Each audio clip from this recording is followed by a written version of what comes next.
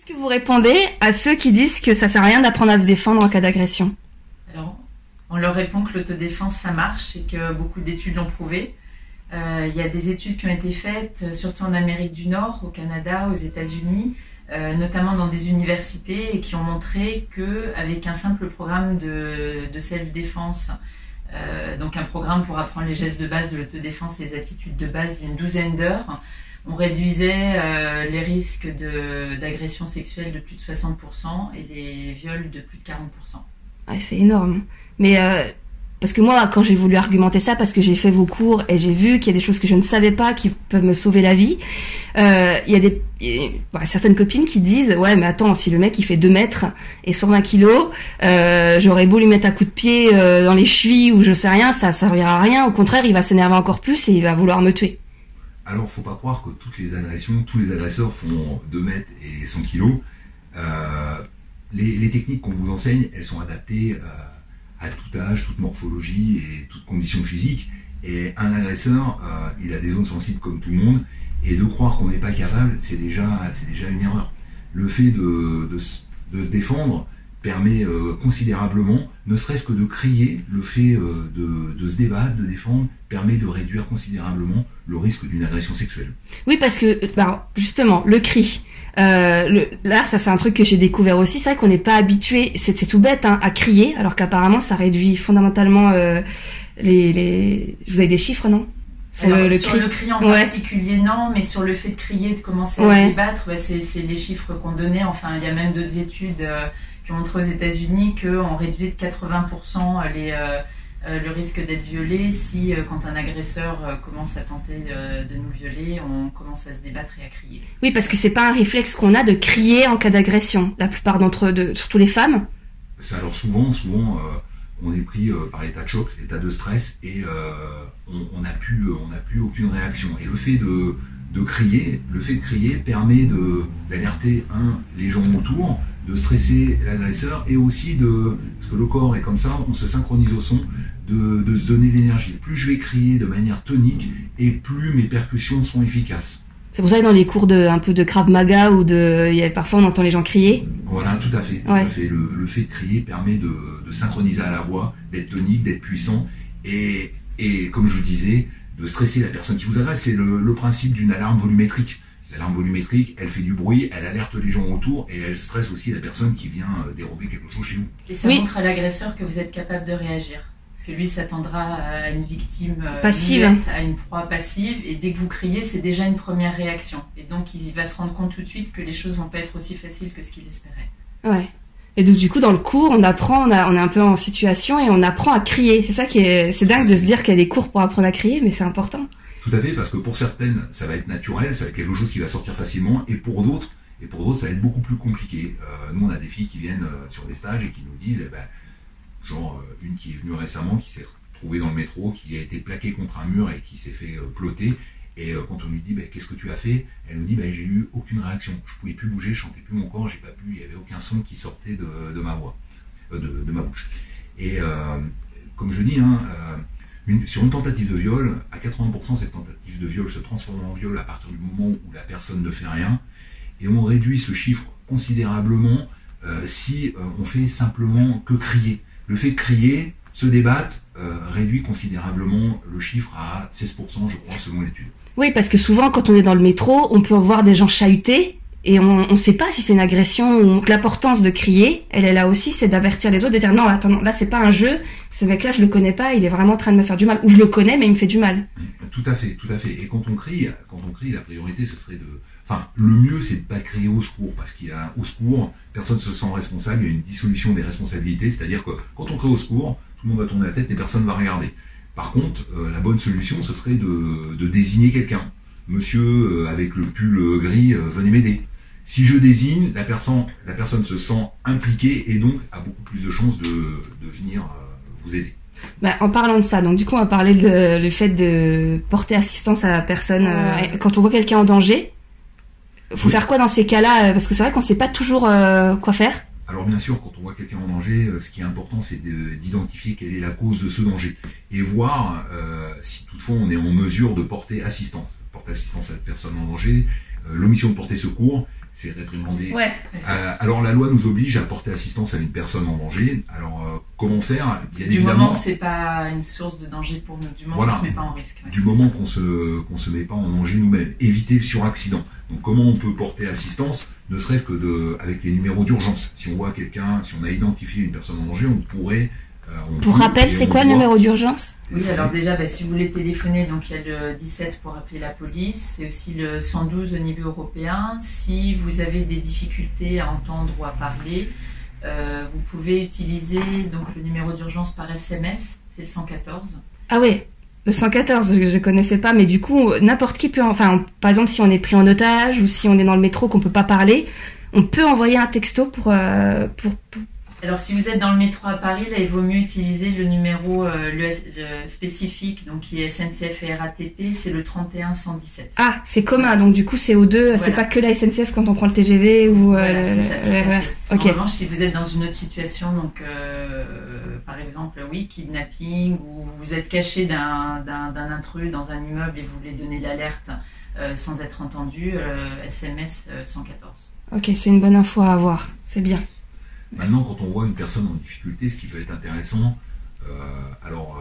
c'est, comme je vous ai dit, c'est de se protéger physiquement, mais ce qu'on peut faire, c'est tendre une perche à la personne qui se fait importuner et aller la voir et lui dire qu'est-ce que tu fous, t'es en retard, viens avec moi, dépêche-toi. Ouais, j'ai déjà vu ça dans le métro, à des femmes. Essayez de faire ça et généralement, ça marche bien. Ça dissuade, ouais. Voilà. Du coup, on va faire un petit aparté armes blanches. Est-ce que c'est bien? Enfin, j'en entends encore qu'on des bombes lacrymo sur eux de temps en temps. Est-ce que ça vaut vraiment le coup d'avoir ça sur soi quand on est une femme? Alors, normalement, le port et transport c'est interdit. D'armes de ce genre-là est interdite. Après, c'est pas l'arme qui est dangereuse, c'est l'utilisateur. C'est-à-dire que si j'ai une bombe lacrymo et que je sais pas m'en servir, finalement, je vais plus me mettre en danger qu'autre chose. L'utilité, elle n'est pas avérée. Ça va faire après, vous allez avoir une dépendance à votre bombe lacrymogène, comme vous avez à votre téléphone portable. Aujourd'hui, vous partez, vous oubliez votre téléphone portable, tout de suite, j'ai pas mon téléphone portable, vous vous sentez pas bien. Demain, vous partirez sans votre bombe lacrymo et vous direz, j'ai pas ma bombe lacrymo, je me sens pas bien. Et chaque fois que vous allez vous sentir un peu en difficulté, alors on sait comment se fait un sac d'une femme, il va falloir aller piocher au fond pour trouver la bombe lacrymogène, vous allez l'avoir dans la main, et est-ce que vous allez être capable de l'utiliser au bon moment, dans le bon instant?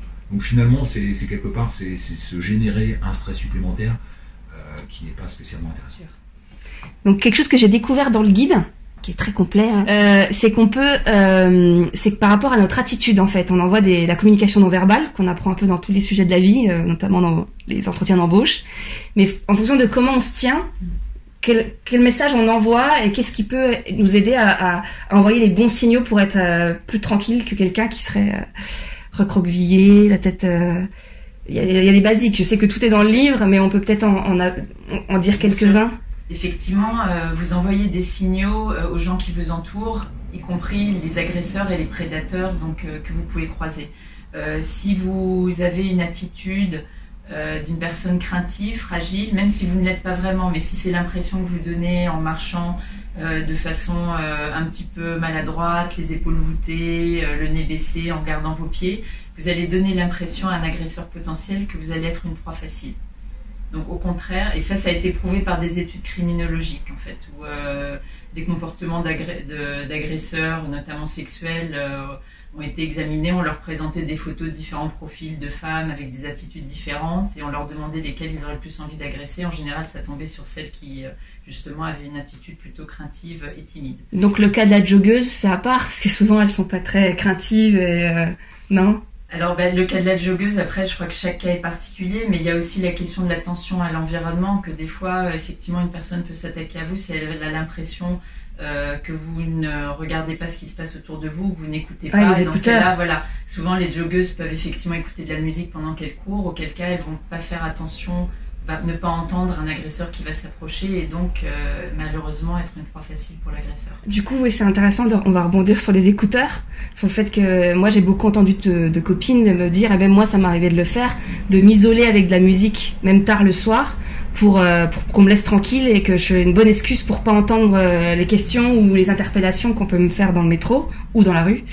Et en fait, au contraire, on peut les garder, mais il faut pas mettre de son. Faut garder l'oreille ouverte. C'est ça, si elles veulent donner justement l'impression qu'elles n'écoutent pas et donc il n'est pas nécessaire de leur parler, il suffit pour elles d'avoir les écouteurs sur les oreilles, mais sans musique, pour pouvoir quand même percevoir les bruits autour d'elles.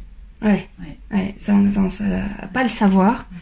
Et ça me fait aussi rebondir sur quelque chose que j'ai aussi lu dans le guide, sur le fait de pas se mettre trop près des porches en cas d'agression et dans les virages de pas être collé au mur parce que quoi. Alors l'idée de façon générale, le principe de base, c'est de pouvoir rester vigilante et attentive à l'environnement pour pouvoir anticiper. Donc ça veut dire que dès que vous avez une zone d'ombre, un angle mort, par définition, vous ne pouvez pas anticiper ce qui va arriver ou ce qui va se présenter. Donc vous passez à côté d'un porche, notamment le soir, quelqu'un peut s'être caché dans l'ombre, ou vous rentrez dans le hall de votre immeuble, si vous n'allumez pas la lumière, s'il y a des recoins, c'est pareil, quelqu'un peut s'être caché. Donc l'idée, c'est d'éviter toutes les situations où vous pouvez être prise par surprise. En fait, c'est pouvoir augmenter son temps de réaction. C'est-à-dire que une action, une réaction, entre les deux, il y a le temps de réponse. Plus j'ai un temps de réponse important et plus je suis à même de trouver la bonne solution. Donc j'explique, quand j'arrive à un angle, si je tourne directement et qu'il y a quelqu'un derrière cet angle, mon temps de réaction sera très court.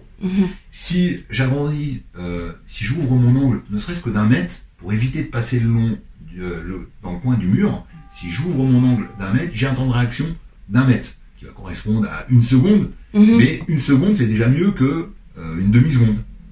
Voilà, donc j'essaye d'augmenter mon temps de réaction. Et de garder une sorte de distance de sécurité autour de soi. Ouais, d'éviter de se retrouver coincé dans un coin et de pas pouvoir bouger, se sauver en courant. Plus vous laissez de la distance entre vous et un agresseur potentiel, plus vous optimisez vos chances de pouvoir réagir. Plus on est loin d'une source de danger, plus on est en sécurité. Bon là, le but c'est d'avoir des basiques. Je vais pas tout raconter le livre, sinon on n'aurait pas le temps. Mais du coup, ça me fait repenser aussi au métro, le fait de selon où on se pose dans le métro. Ça c'est quelque chose qui m'a marqué aussi pendant le cours et ça vous en reparlez dans le livre. Sur le fait d'éviter plutôt les côtés portes, d'avoir une visibilité, de se mettre plutôt au fond. En fait, ce qu'il faut, c'est l'emplacement le plus judicieux qui nous permet de pouvoir s'extraire rapidement du métro si besoin, de pouvoir voir, on a un champ visuel de 180 degrés, alors, on peut pas voir dans son dos, donc avoir un dos sécurisé, essayer de se mettre le long d'une paroi, la possibilité, comme je vous ai dit, de sortir directement du métro. Je vois les gens qui sont à l'intérieur. Si je sens une source de danger dans ce wagon-là, et bien à la prochaine station, je sortirai de ce wagon-là et j'irai dans un autre wagon.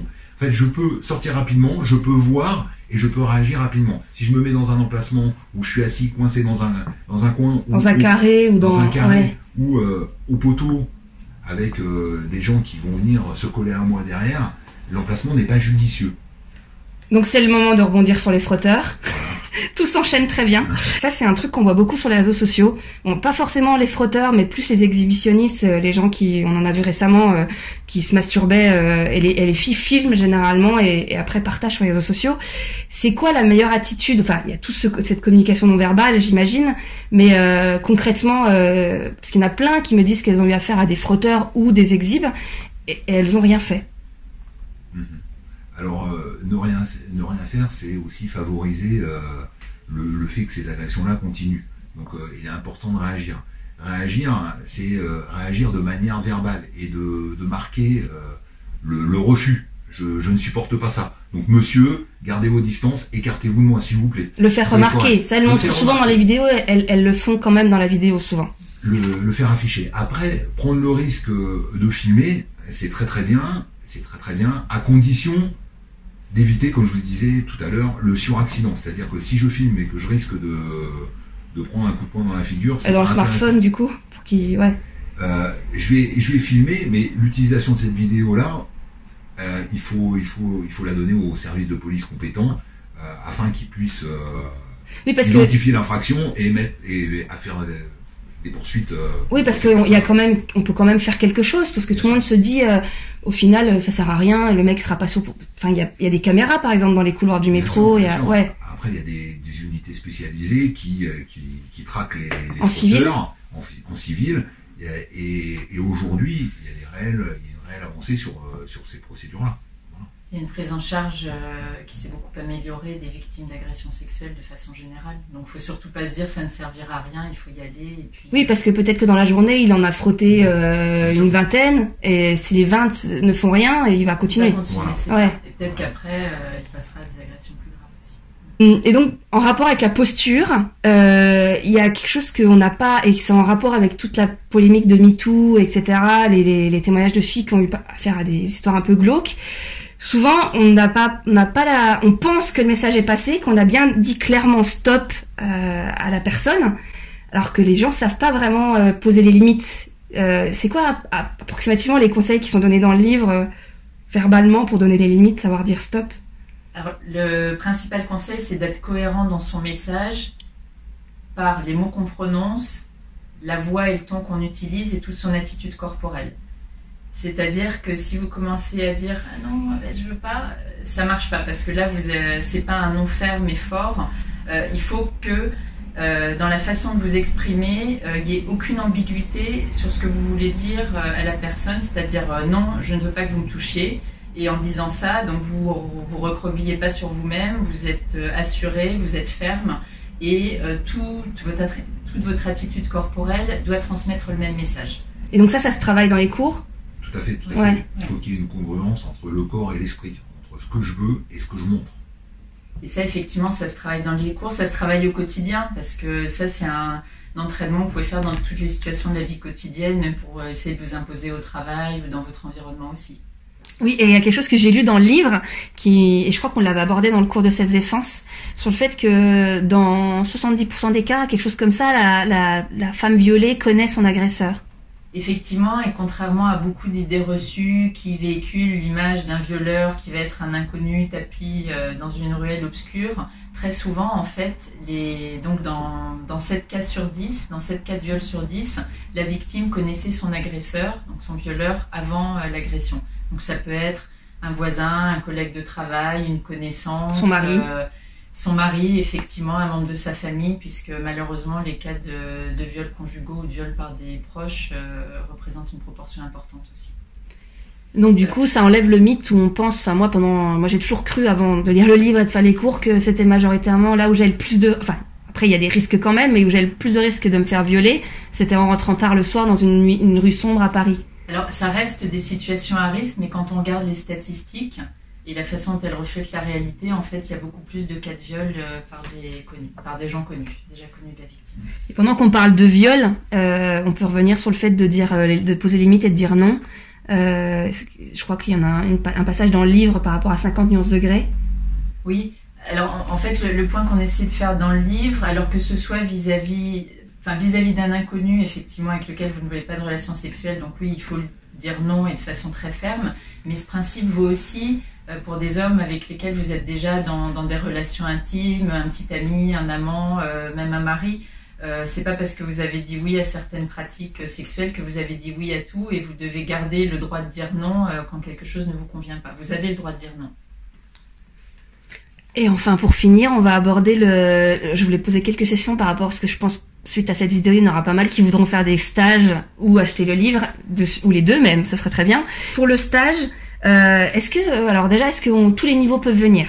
Alors bien sûr, nos stages sont ouverts à tout niveau, toutes conditions physiques, tout âge bien évidemment. Mineurs aussi du coup? Alors on commence à partir de 14-15 ans. Et puis, faut qu'elle vienne accompagner ou pas forcément? Non, pas forcément. 15 ans, elle peut venir toute seule.